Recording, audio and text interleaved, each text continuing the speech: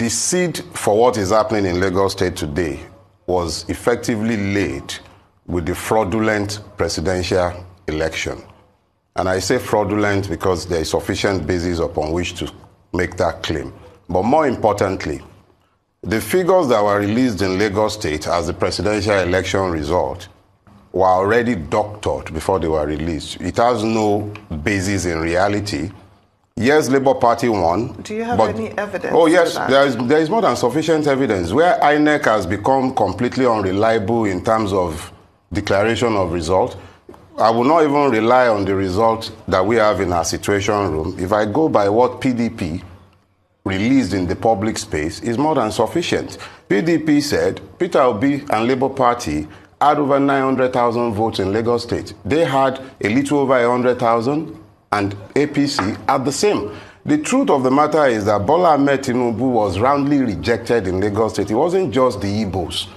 It wasn't about the Igbos rejecting him. He was rejected across the length and breadth of Lagos State because it was a referendum on his 24 years rule and hegemony in the state.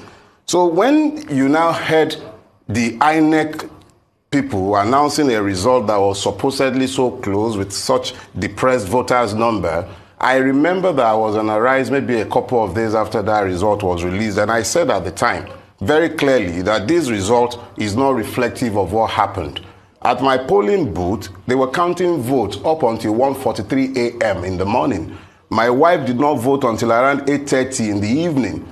And so the same happened across the length and breadth of Lagos, despite the best effort of those who were bent on disrupting the elections. So when they brought out the figure, I said immediately that one, it was not as close as they would like to pretend that it was. It wasn't close, it was a whitewash. However, in order to validate the lies that they have to tell and the tribal hatred that they are stirring up, they had to portray a close election so that the script that they have already written for this Saturday's election might be legitimized in all the nonsense they are doing. So number one, we must be clear about something. The first duty of a state is the protection of citizens. When you have a situation where citizens are being attacked and people are being singled out for attack, you had the one in Ije-Ododo, one Bale in Ije-Ododo or Kabiyesi in Ije-Ododo, suddenly remembering that he wants to worship Oro and is declaring Oro during the period when people should be out. Well, I think we've had a clarification on that. He said the Oro rights will go up until Friday. If you have had clarification on that, there was another one in social media today, some bearded clown talking about another Oro again. Yet this was the same person that was caught on camera during the presidential poll. So you have a situation where you can speak about the political class in a situation where you have a political class. What we're dealing with is a criminal class that is determined to hold the people down by force of arms or whatever it takes.